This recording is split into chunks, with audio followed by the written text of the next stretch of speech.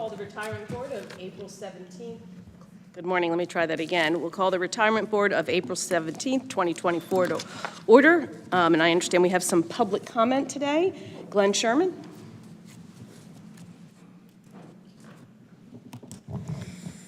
Good morning.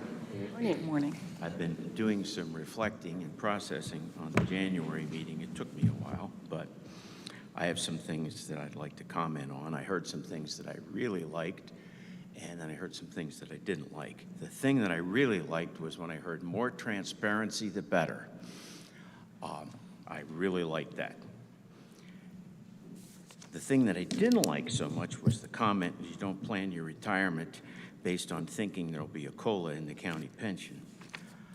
The legislature thought there might be a COLA in the county pension because that's why they put it in there in the first place. And then when they revisited it in 2015, even though they didn't do a very good job, they still brought it back in there. So somebody did some thinking that a COLA would be part of a county pension plan.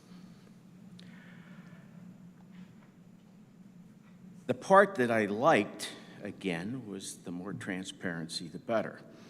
But I'm totally confused over how we come to this COLA figure. That's just a misting fog. And I'm hoping that the legislature is going to do something, because it was interesting, you mentioned that the County Commissioners Association is also advocating on our behalf. Their comment in their best practices on pensions is pensioners who are living on a fixed income have limited opportunity to counteract the effects of inflation and the erosion of their purchasing power. You talked about how you're planning your retirement based on thinking you're not going to get a COLA. We are past the planning stage. We have arrived. We don't get to do any more planning. This whole thing with this amount that we keep hearing on the COLA figure of first 20 million a year, then 15 million plus 2 to 3 million into perpetuity just baffles me. You know, I did a lot of contracts here down through the years, and we would sit and proofread the contract when we were done and make sure all the salary figures were right. If it was a 3% increase, we would multiply the salary and we'd come with the figure. In December of 2022, your payout for pensions was $4,385,688. Why did I pick that date? Because anybody who retired in 2023 was not eligible for a cost of living. You multiply that by 0.039, you get $171,041 and some change. For a year, that comes to just over 2 million, 2,052,000. Not 30 million, not 20 million. So I'm really baffled how we can come up with this big figure and say it goes on into perpetuity, because we know when the pensioner, such as myself, expires, so does any cost of living adjustment that's been awarded. It doesn't go on into perpetuity, it stops. Thank you. Ed Mackhouse.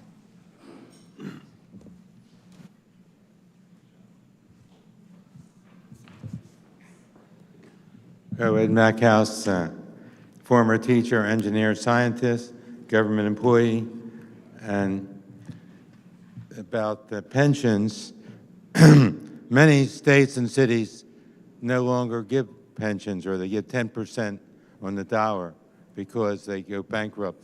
They're like what's happening in Pennsylvania. The Pennsylvania Regional Greenhouse Gas Initiative relies on faulty data. The Pennsylvania could be the could power the world with our energies and stuff for over 100 years. But this greenhouse gas initiative, these things hurts the gas companies, and which is tax revenue for the retirement. Is this related to our retirement plan or the pension board? Retirement is based on money. You have to have money, tax money, to pay people's retirement benefits. Okay, stick with that. That works if you were to stick with that part. Go ahead. Yeah, so the policies that they're following with this greenhouse gas initiative destroy the tax base of Pennsylvania for the money that they need to pay for these unfunded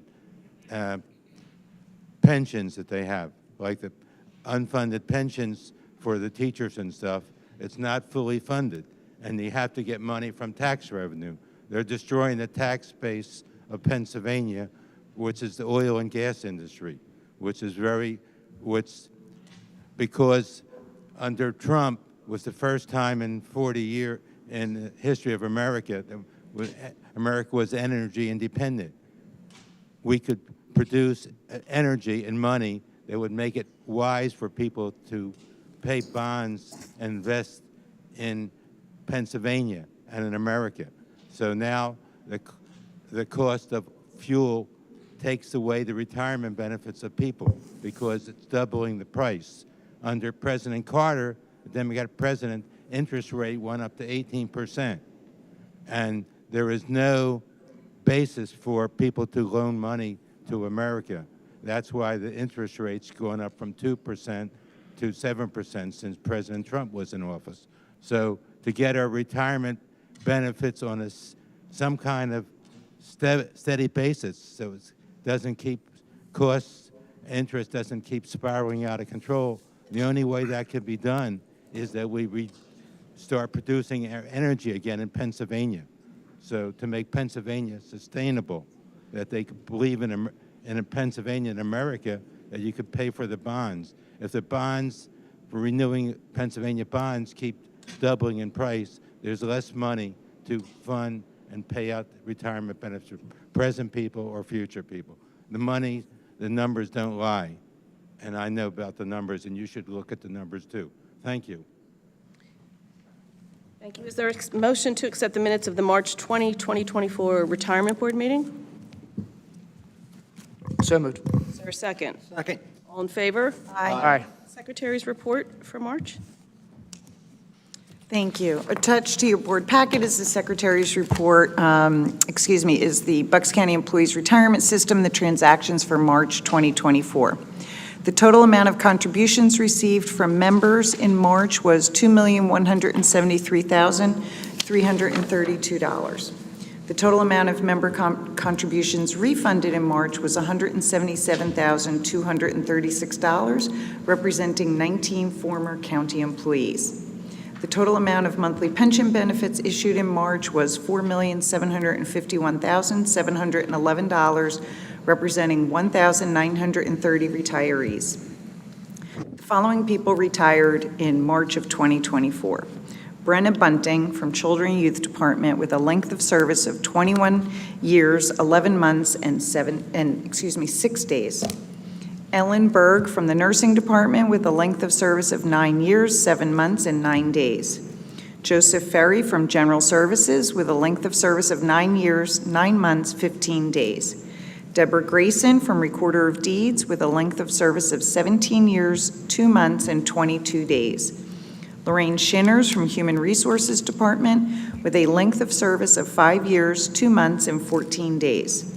The total amount of death benefits issued in March of 2024 was $63,162, representing 3 deceased retirees. Also attached to your board packet is the Bucks County Employees Retirement Fund Investments accounts reconciliation for the month ended March 31st, 2024, with a market value of $977,687,368.28.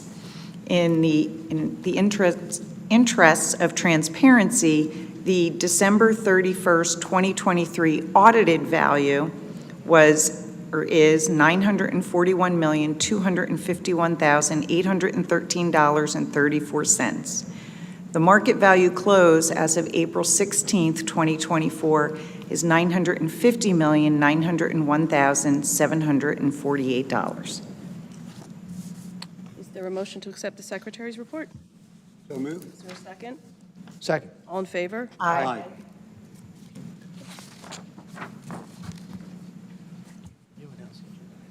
Oh, I thought you said saying the opposite. Okay, so we'll move on to requesting the purchase of the part-time service for Cheryl C. Kirby. Yes, Ms. Kirby is requesting to purchase her part-time county service from October 12th, 2021 through November 2nd, 2021 at a cost of $173.31 and from July 20th, 2022 through December 1st, 2023, at a cost of $5,321.18. The total cost for purchase is $5,494.49. If approved, she plans to complete her purchase with a lump sum payment for the total of $5,494.49. And I'll make a motion to approve Ms. Kirby's request. Is there a second? Second. All in favor? Aye. Request to approve a qualified domestic relations order for the Philadelphia Court of Common Pleas, docket 18098414. Yes, there's a request for approval, of the alternate payee as set forth in the Qualified Domestic Relations Order dated March 13th, 2024, and filed in the Philadelphia Court of Common Pleas at docket number 18098414. I'll make a motion to approve that. Is there a second? All in favor? Aye. Aye. Request to purchase the part-time service for Jessica Quinn. Yes, Ms. Quinn is requesting to purchase her part-time county service from June 24th, 2017 through January 15th, 2018 at a total cost of $1,044.47. If approved, she plans to complete her purchase with a lump sum payment for the total of $1,044.47. I'll make a motion to approve Ms. Quinn's request. Is there a second? Second. All in favor? Aye. Request to purchase workers' comp time for Colleen R. Riley.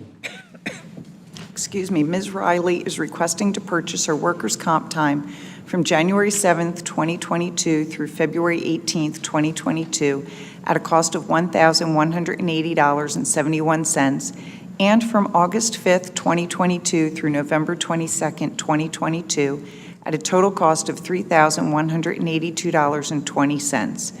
The total cost for purchase is $4,362.91.